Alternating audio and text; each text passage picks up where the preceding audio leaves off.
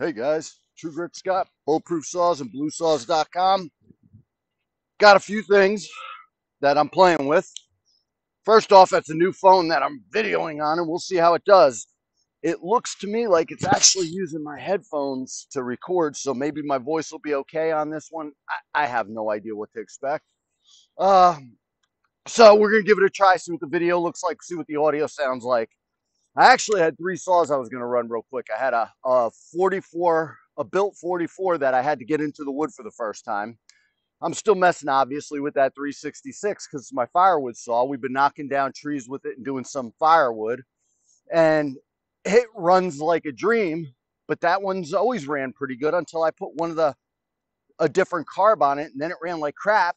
Then I had to take that carb and give it to a customer because some of those HLICs run, some of them don't know. It seems very farmertec 372 XP carby issues to me. So I don't know. Anyhow, that one, we've talked about it before, but it's been running super good. I made a cut with it real quick and I hit something. So now the one chain and bar that I had to make a video with both the 361 and the 44 is dull, and I just didn't feel like going up and getting one. I thought it was more interesting to do this. I got a little G180, and I've never ran one of these. These have been sitting in inventory at Blue Saws for a minute.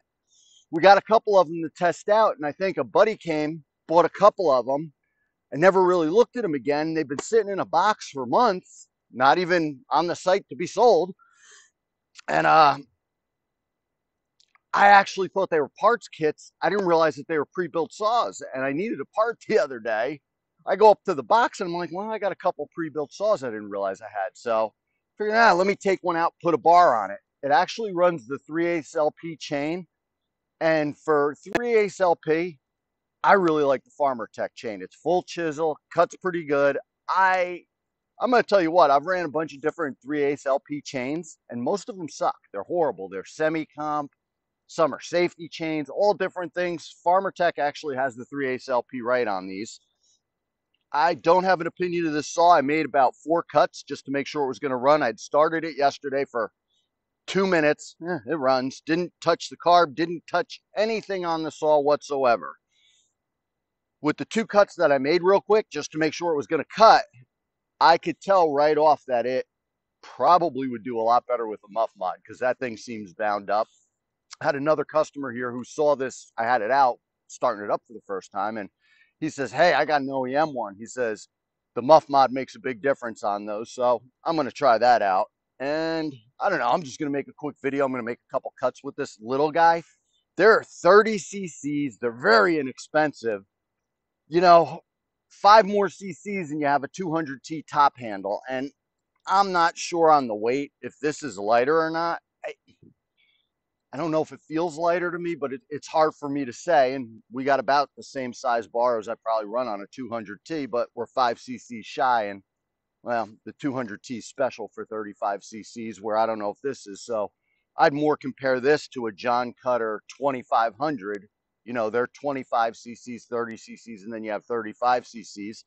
This got a little bit of a bigger bar on it. So I'm just curious. So I'm just going to start it up, make a couple cuts, and that's a video. I got some other stuff that I want to do. We'll see how the weather does. We've been lucky this December. The weather's been absolutely wonderful. I hope the whole winter stays like this, but usually January and February it starts getting real nasty. Let's see. I had it running too long ago, so maybe it'll start right back up. Ah! And it's quiet.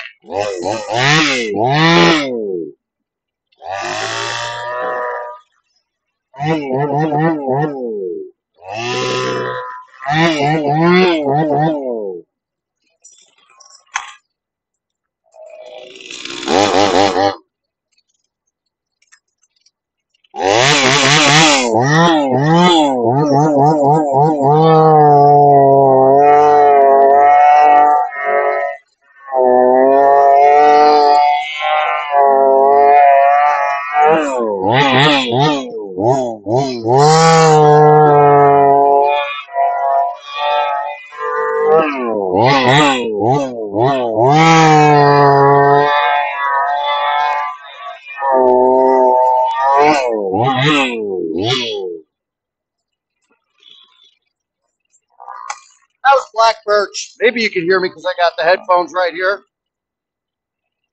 Oh, what's this? I don't know what this is. I can't quite tell. I don't know if I'm going to get it out of there either. Ah, oh, maybe I will. Probably break the headphones doing it.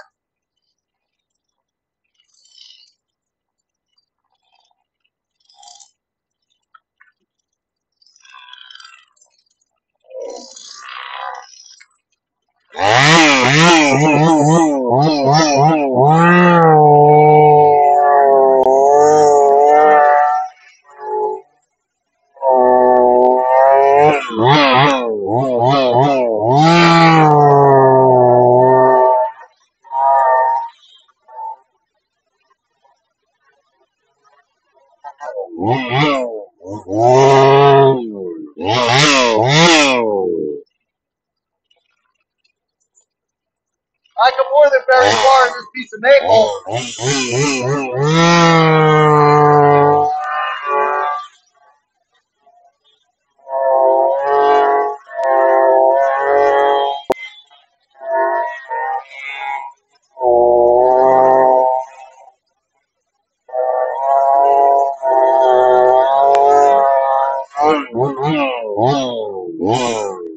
Ah, it was me cut crooked.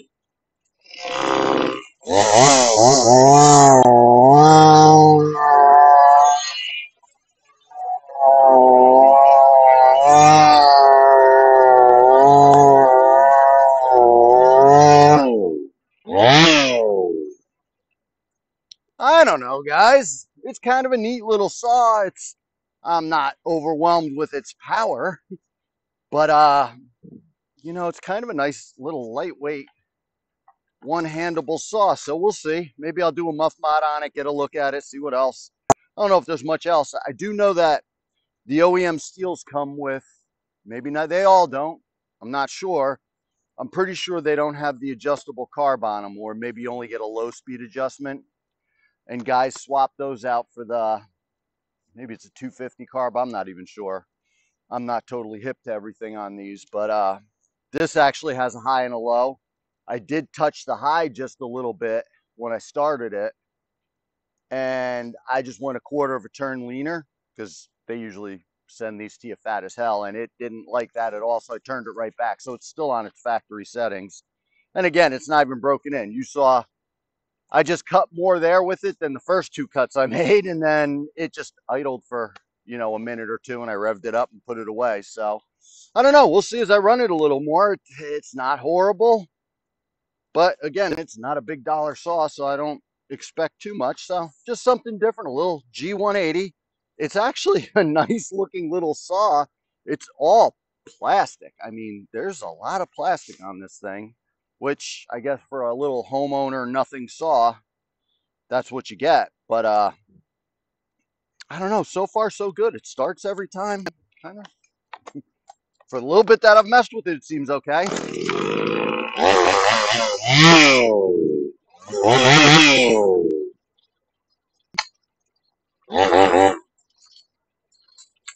Chain brakes a little stiff.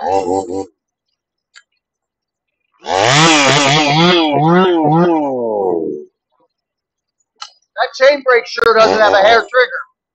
I'll tell you that. That chain brake has a little bit of, maybe I need to tighten up the bolt in the side of it and take a look. But I like a chain brake where I can just flick my wrist in and get it to pop off. And this one has some flex in it, so it doesn't pop off with my wrist. And I actually got to hit that, which, well, I guess you're not going to really have kickback on a saw that's all 30 cc's, but it could happen. Anyhow, guys, so I was just messing around with this. Trying to think of what else we got going on. I got G366s coming in to stock. I have a couple of them, and I'm not sure how to handle them for you guys, and here's why. If you're one of the lowest price guys and you just want the saw direct from China at the best price, of course we have that at Blue Saws. The problem that I have is if you're if you're not pretty fluent with chainsaws and diagnosing things, I think they could be a problematic saw for guys. And I almost don't want to sell them unless I go through these, build them up, and then release them.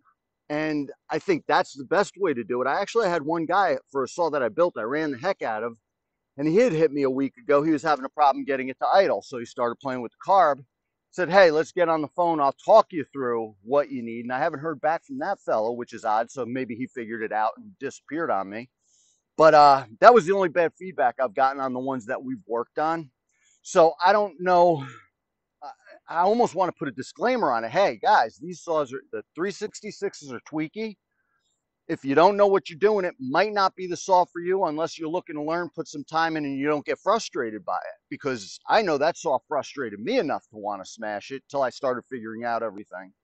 And I think I talk about some of that in the videos, you know, fuel lines, intake boots, sealing on the carb. An OEM Walbro seems to run super good on it. Modding a 44 carb and putting it on there seems to run super good. And like I said, I just made a couple cuts with that other 366 that I've been running for firewood, and that thing was cutting phenomenal. Like, that's a saw that I'd actually show off to people. Hey, you want to run something cool? It's kind of a cool saw with not a lot of work into it. I also have to make some more modded mufflers for those. I haven't had the chance. We've been going from cold to warm, and on the warm days, I'm trying to catch up on everything when I should just get the torches out. And I like running them torches outside. I have a nice spot up by the barn where I could sit outside, and kind of not a bad place to do some brazing. And I have to figure out if I want to move those torches in and set up a little location inside to make some more mufflers. So I just haven't done it yet. They take a minute. You got to cut them apart. You got to drill the spot welds out. You got to remove the cage. You got to braze it back together. Oh, that's the other thing. I got to call Dino Joe and get some more deflectors. I'm out of deflectors, and I used Dino Joe's deflectors on the side, and I mentioned it to him probably a month ago and said, oh, I'll let you know. And again, a month got away from me, and I didn't tell him what I needed yet. So I'm going to have to hit Dino Joe on some deflectors and a couple other things with him. That's about it, guys. I know I'm moving slow as molasses. November had us so busy that I think I should be recovered by now. We've been actually busy again.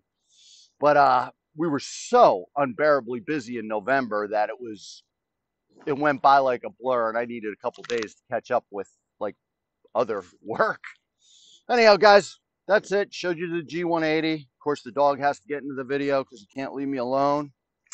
I don't know. I'll think of something else to make, guys. If you have any ideas, you guys know where to find me. Hit me on Facebook. Hit me on YouTube. Wherever. True Grit Scott, Bulletproof Saws, bluesaws.com. Thanks for watching. Stay safe. Maybe this even took a video. Maybe you could hear me. Guess we'll see.